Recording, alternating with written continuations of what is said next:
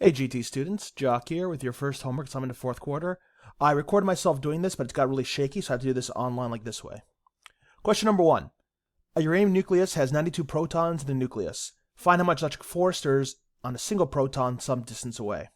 The first thing I did is recognize, okay, electric force, that's this Fe equals K Q1 Q2 over R squared.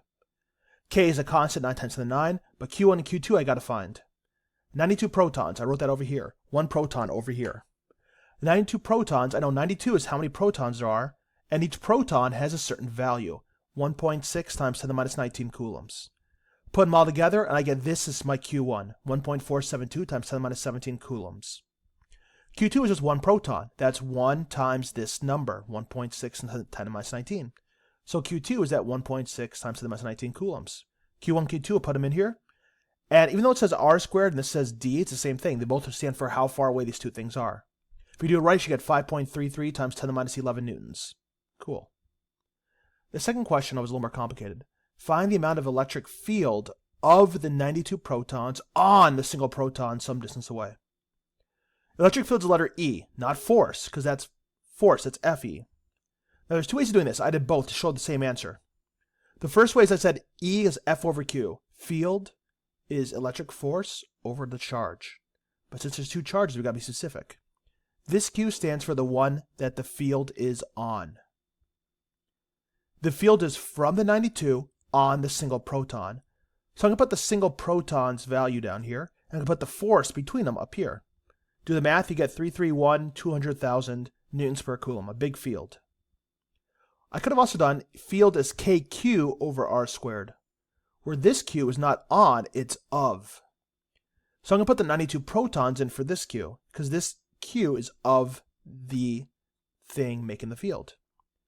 9 times 10 to the 9, Q1 over that distance squared, I get the exact same thing.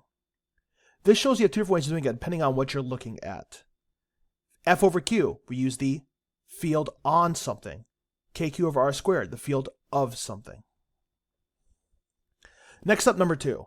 The net force on P is 0. Now there's nothing at P, it's just a point. But if the net force is 0, that means there's going to be two forces probably, one from B and one from A.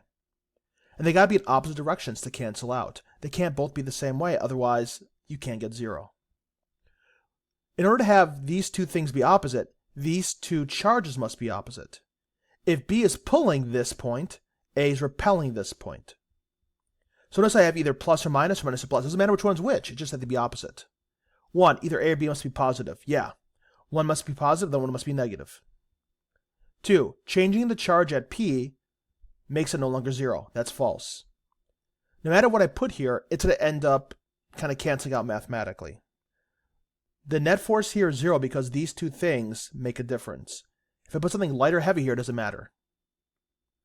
Number 3. B must be the same sign as A. That's obviously false. Bam. 4. B must be opposite sign. That's true. And must be less in magnitude. That's also true. P is closer to B. So in order to cancel out, B must be less chargy as A.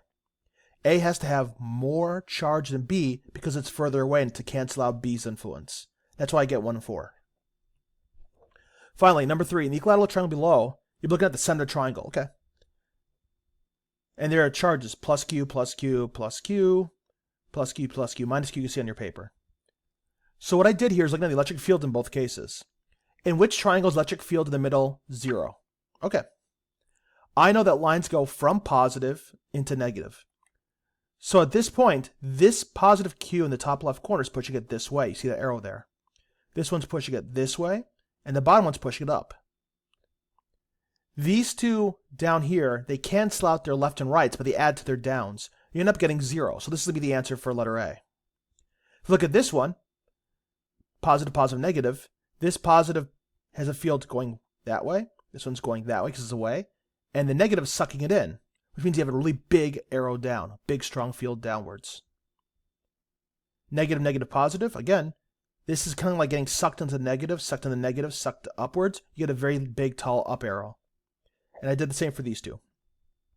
So which one of these is electric field pointing towards a midpoint? Well, it's going to be letter C, because the midpoint's kind of right here, and it's obviously pointing towards that. In summary, lines or fields kind of go out from positive into negative, so I drew arrows to show that at the middle. Have a good day.